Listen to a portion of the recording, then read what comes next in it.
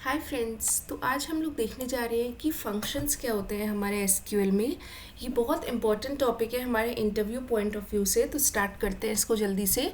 तो देखिए, फंक्शंस हमारे सेट ऑफ एसक्यूएल स्टेटमेंट्स होते हैं जो किसी भी स्पेसिफिक टास्क को परफॉर्म करते हैं। अगर आपको कोई टास्क को रिपीटेड परफॉर्म करना है तो हम लोग यूज़ करते हैं फंक्शंस को। ठीक है, इससे हमारे कोड की रीयूजेबिलिटी बहुत फास्टर होती है। ये रीयूजेबल ब्लॉक्स होते हैं कोड के, और इसमें क्या क्या होता है, हम लोग इनपुट लेते हैं। इनपुट हमारा ऑप्शनल होता है, मतलब इनपुट जो पैरामीटर होते हैं वो ऑप्शनल होते हैं। वो कोई लॉजिक परफॉर्म करता है, और वो जो लॉजिक परफॉर्म करता है उसको हम लोग बोलते हैं प्रोसेस। इस तरीके से आप लोग याद कर सकते हैं। और रिटर्न करता है एक वैल्यू, और ये जो आउटपुट है ये रिटर्न होता है। तो हमारे दो तरीके के फंक्शंस होते हैं, एक तो सिस्टम डिफाइंड फंक्शन होता है और यूज़र डिफाइंड फंक्शन होता है।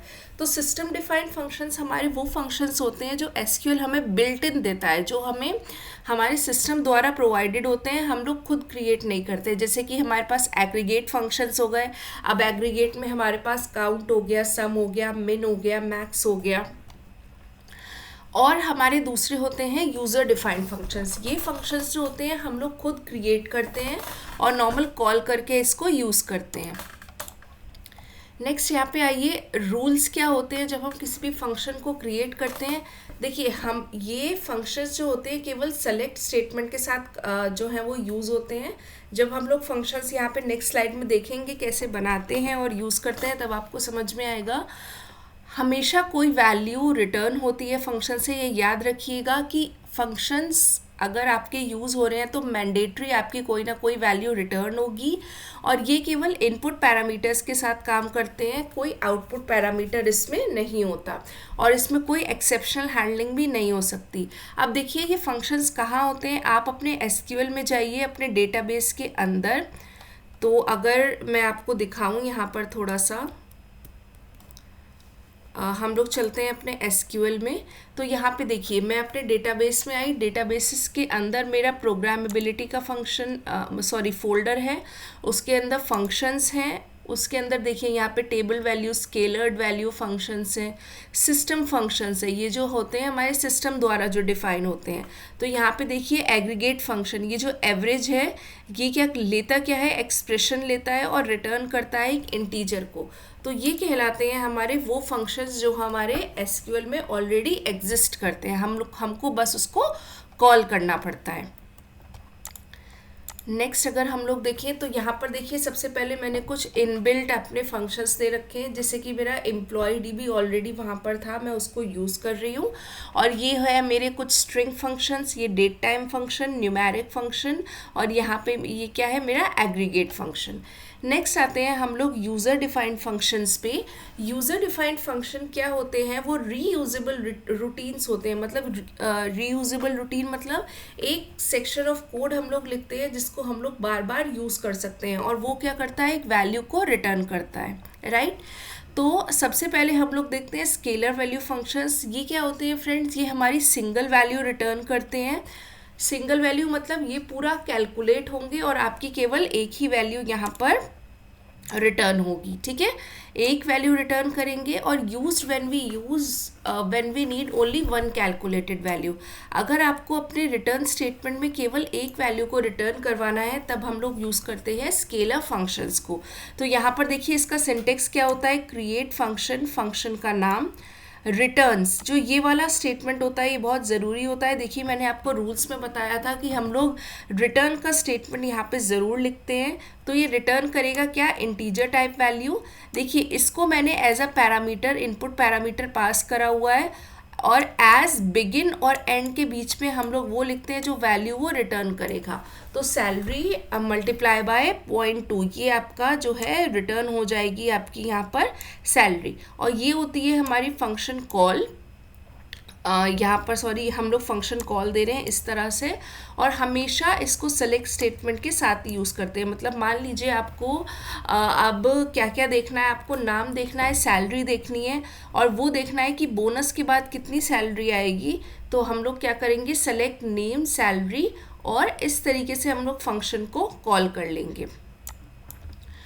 नेक्स्ट देखिए, अब ये आपका स्केलर फंक्शन कहाँ बना होगा, प्रोग्रामेबिलिटी के फोल्डर में आप लोग यहाँ जाइए, फंक्शन स्केलर वैल्यूड फंक्शन। अगर मैं आपको दिखाऊं तो देखिए, प्रोग्रामेबिलिटी में हम लोग गए स्केलर वैल्यूड फंक्शन में डीबीओ डॉट गेट बोनस, इस तरह से, राइट। नेक्स्ट आते हैं हम लोग, ये होता है हमारा inline valued function. Inline table value में देखिए एक हमारा टेबल रिटर्न होता है, ये चीज़ ध्यान रखिएगा। इसमें हमारा हमेशा एक टेबल रिटर्न होता है और उसका सिंटेक्स क्या हो गया, क्रिएट फंक्शन, फंक्शन का नाम रिटर्न कर रहा है टेबल एज, और क्या रिटर्न होगी मैंने आपको बताया था, इसमें हमारी एक टेबल रिटर्न होती है। तो देखिए यहाँ पर हमारी ये इस तरीके से ये टेबल यहाँ पर हमारी रिटर्न होगी, ठीक है। तो यहाँ पर देखिए हमने क्या कर रखा है, create function DBO get sum salary employees returns table. तो इनलाइन टेबल वैल्यूड फंक्शन में क्या होता है, ये हमारी टेबल रिटर्न करता है एक एज, और ये रिटर्न क्या करेगा, select all from employees where salary is greater than salary limit. मतलब ये फिर से हमारी एम्प्लॉयज टेबल को रिटर्न करेगा, बट हमारी कंडीशन क्या है, सैलरी हमारी यहाँ पे जो हम वैल्यू पास कर रहे हैं कॉलिंग में, इससे बड़ी होनी चाहिए। तो देखिए हमारी 65,000 मैंने यहाँ पे एज अ पैरामीटर यहाँ पे इसको पास किया है, फंक्शन कॉल किया, ये फंक्शन हमारा यहाँ पे कॉल हुआ, ये एग्जीक्यूट होगा और मेरी इस तरह से यहाँ पे आपको रिजल्ट यहाँ पर एग्जीक्यूट हो जाएगा।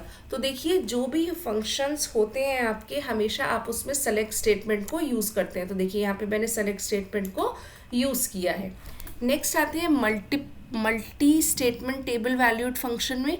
इसमें क्या होता है फ्रेंड्स, इसमें हमारा कोई कॉम्प्लेक्स लॉजिक होता है, जैसे कि इनलाइन में हमारा कोई कॉम्प्लेक्स लॉजिक नहीं है, एक टेबल हमारे रिटर्न हो गई, ठीक उसी तरीके से यहाँ पर भी हमारी टेबल रिटर्न हो रही है। लेकिन ये यहाँ पर ये देखिए, यहाँ पे एक टेबल वेरिएबल जो है हम लोग रिटर्न करवा रहे हैं, और उस टेबल वेरिएबल में क्या है, उस टेबल वेरिएबल में इस तरीके से मैं यहाँ पर क्या कर रही हूँ, एक डाटा को जो है वो रिटर्न करवाऊँगी। तो मैंने क्या किया, return create function DBO get employee with bonus. ये क्या रिटर्न करेगा, ये table variable EMP table return करेगा, और ये इस टेबल में डेटा कौन सा होगा, इस टेबल में फ्रेंड्स हमारा ये वाला डेटा होगा, ठीक है। तो रिटर्न क्या क्या चीज़ें होंगी, आईडी, सैलरी और बोनस। तो देखिए यहाँ पे 3 चीज़ें रिटर्न हो रही हैं, और एम्प्लॉय टेबल में यहाँ पर क्या जाएगा फ्रेंड्स, आईडी जाएगी, सैलरी जाएगी, और बोनस पे हमारा ये चीज़ जाएगी, राइट, फ्रॉम एम्प्लॉयज़। तो एम्प्लॉयज़ टेबल से ये वाली वैल्यूज़ को उठाएगा, इंसर्ट करेगा ईएमपी टेबल में, और हमारी रिटर्न क्या हो रही होगी, हमारी ईएमपी टेबल। तो multi statement table valued functions हमारे थोड़े से कॉम्प्लेक्स होते हैं as compare to inline table valued functions. तो यहाँ पर देखिए कंपैरिजन समझा रखा है मैंने। स्केलर में सिंगल वैल्यू रिटर्न होती है, परफॉर्मेंस थोड़ी सी स्लो होती है। इनलाइन हमारी फास्टेस्ट यूज़र डिफाइंड फंक्शन होती है, उसमें टेबल रिटर्न होती है और ये फास्ट होती है। Multi statement table valued functions भी हमारे टेबल को रिटर्न करते हैं, बट इसकी परफॉर्मेंस थोड़ी सी स्लो होती है। अब अगर इंटरव्यूज़ में पूछा जाए कि कौन सा यूज़र डिफाइंड फंक्शन हमारा फास्टेस्ट होता है, तो वो होता है फ्रेंड्स हमारा इनलाइन टेबल वैल्यूड फंक्शन, क्योंकि ये एक नॉर्मल क्वेरी की तरह बिहेव करता है। अब इनलाइन और मल्टी टेबल वैल्यूड स्टेटमेंट में क्या फ़र्क होता है, इनलाइन में हमारा सिंगल सेलेक्ट होता है, इसमें हमारे मल्टीपल स्टेटमेंट्स होते हैं। इनलाइन हमारी फास्टर होती है, बल्कि ये कंपैरेटिवली हमारी स्लोअर होती है।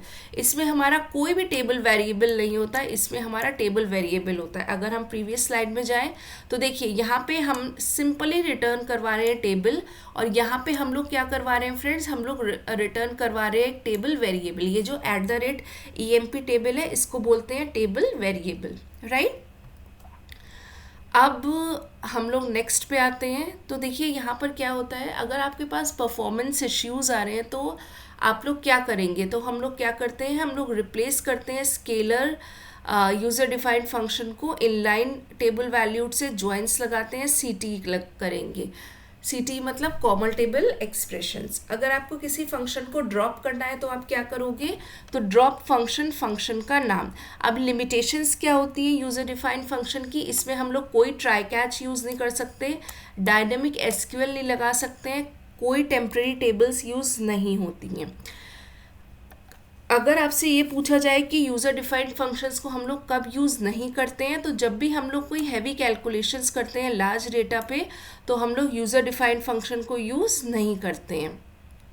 ठीक है, अब देखिए एक और छोटा सा टॉपिक है कि if else statement scalar functions पे लगता है या नहीं। तो जी, स्केलर फंक्शंस पे हमारा इफ एल्स लगता है। यहाँ पर देखिए मैं क्या कर रही हूँ, स्टूडेंट के मार्क्स को चेक करवा रही हूँ। ठीक है, रिटर्न करवा रहा है ये वैरचैर 100, इसका मतलब रिटर्न करवाएगा एक स्ट्रिंग को एज बिगिन और एंड के बीच में हम लोग अपना पूरा लॉजिक लिखेंगे जैसे हम लोग पहले लिखते थे।